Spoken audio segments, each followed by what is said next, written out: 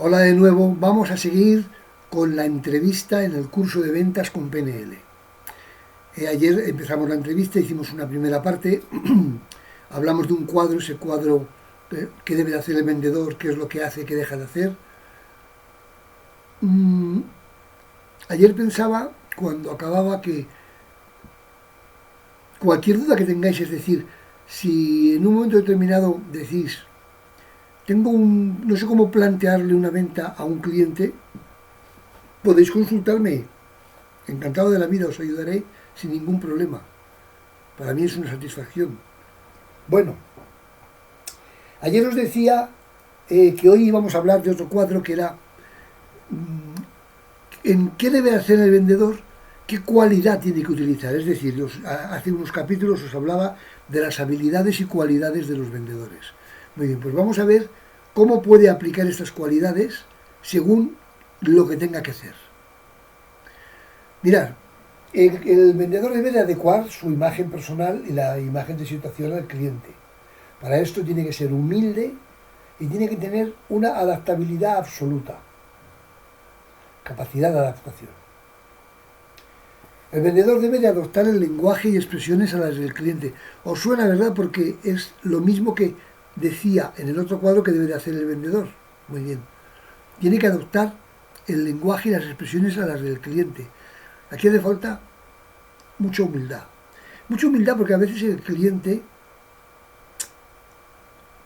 sentimos que está por debajo de nosotros. Hay que ser muy humildes. Por supuesto, la capacidad de adaptación, la misma que antes. Mucha empatía, mucha capacidad de comunicación, mucha sociabilidad, agilidad mental y verbal. Es decir, para adaptar el lenguaje y las expresiones mías a las del cliente, tengo que tener mucha agilidad mental y mucha agilidad verbal. El vendedor tiene que prestar mucha atención al interlocutor que le recibe. Paciencia, percepción y escucha activa. Hay que dejar hablar al interlocutor y responder a lo que él le pregunte. Hay que ser humilde. Esto hace falta tener humildad. Hay que ser muy conciso y bastante escucha activa. Preguntar por los procesos productivos de la empresa y del cliente. Empatía, percepción e intuición. Transmitir optimismo y positividad al cliente. Pues hay que ser muy positivos y mucha capacidad de comunicación. Nunca se debe de ofrecer los productos salvo que el cliente lo pida. Aquí hay que ser listos. Listo, empático e intuitivo. Nunca se debe hablar de precios en la entrevista, salvo que el cliente lo pida expresamente. Hay que ser listo y hay que tener mucha agilidad mental para salir del trance. Hay que responder a todas las preguntas con otra pregunta para dominar la entrevista. Capacidad de comunicación, percepción, intuición, agilidad mental y agilidad verbal. Conseguir siempre una segunda entrevista para poder cerrar. Empatía y listeza. Intentar vender tal y como le interesa al cliente. Hay que entenderle, no presionarle. Empatía, percepción e intuición. Generar necesidad de compra en el cliente. Hay que ser listo y empático. Además, hay que tener mucha capacidad de persuasión y de seducción. Pero esto es que si no, no te dediques a la venta. Es decir, si vas a ser un tarro de vinagre, mejor que no seas vendedor. La comunicación no verbal es fantástica. El interlocutor no se da cuenta, pero mediante ella le estamos incitando a comprarnos.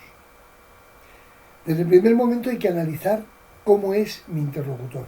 Si he podido analizarlo en la solicitud de entrevista, es decir, previamente, o si ya es un cliente repetitivo, hay que saber cómo es su carácter, qué perfil tiene, cómo utiliza el lenguaje de gestos, cuál es su punto fuerte y su punto débil, y así el vendedor puede potenciar los puntos fuertes del cliente y aminorar o eliminar los débiles. Así el cliente se sentirá muy a gusto en la entrevista. Si estamos potenciando todo lo bueno que tiene, se siente muy a gusto. El ser humano es como un pavo real, esto no podemos olvidarlo, ¿eh? En cuanto tiene la mínima ocasión, le gusta abrir la cola con toda la luminosidad de sus plumas. Para los que saben algo de un deporte que es el boxeo, sería, hay que confiar al rival, que se confíe totalmente para que baje la guardia y es cuando le aplicaremos los mejores golpes. Tenemos que ser conscientes que nuestro interlocutor solo se va a enterar, como mucho, de un 40% de lo que le expliquemos. Y normalmente será en la primera parte de la conversación. También grabará todo aquello que le sea de sumo interés para él. Por lo tanto, hemos de detectar qué es de interés para él y por lo tanto, para eso, ¿qué hay que hacer? Preguntar, preguntar, preguntar.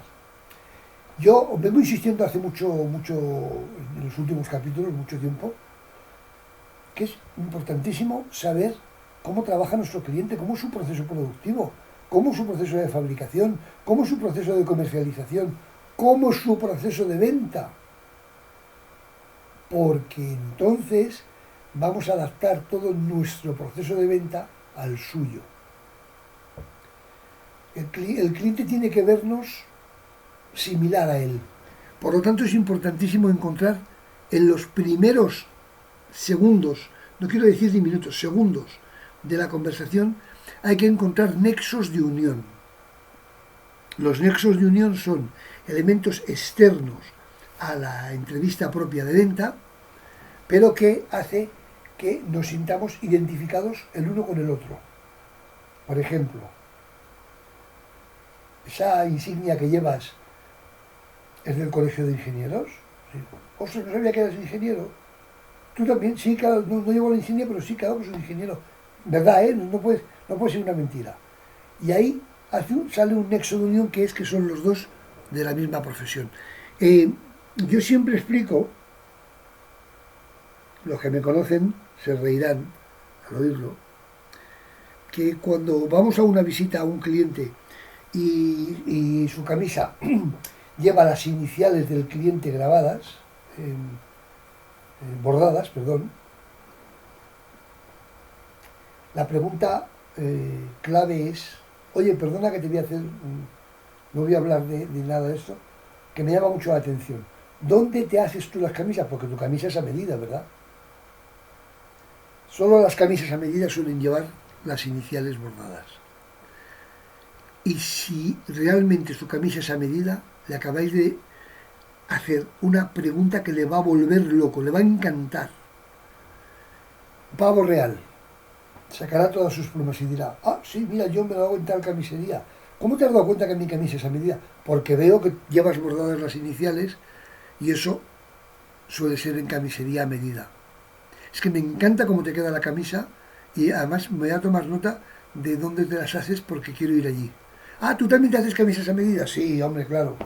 Yo siempre les decía, con mi tamaño y el cuerpo que tengo no encuentro camisas hechas a preta-porter, de preta-porter.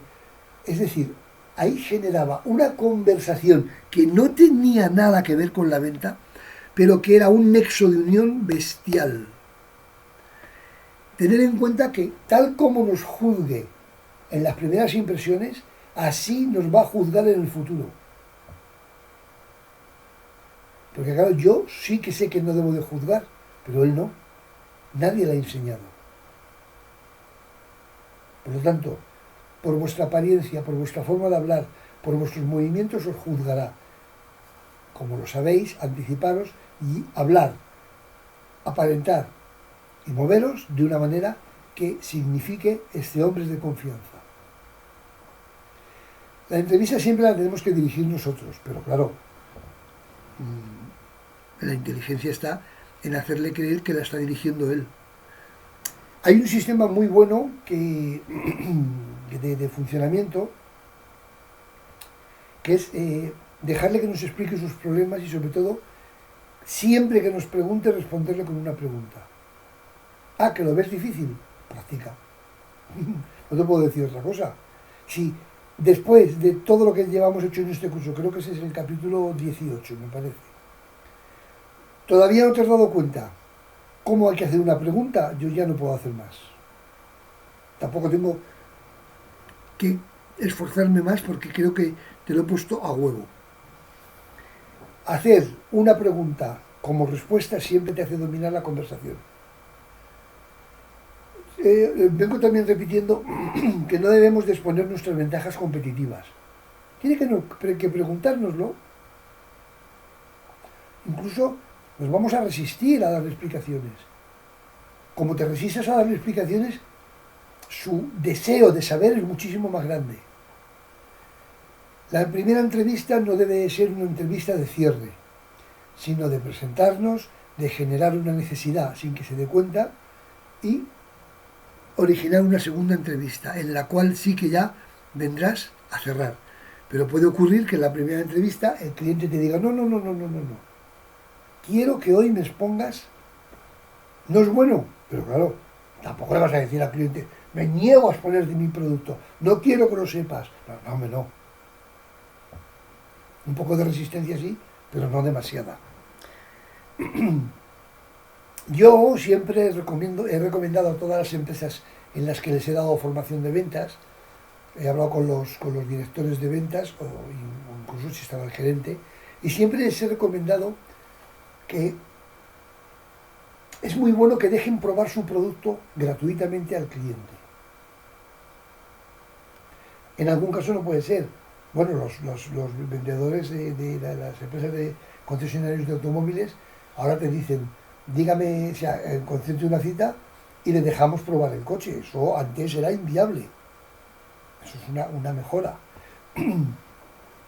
Le dejan probar gratuitamente el coche. Si lo pruebas y no te gusta, dices, pues mira, déjelo que no me gusta, no te van a cobrar nada.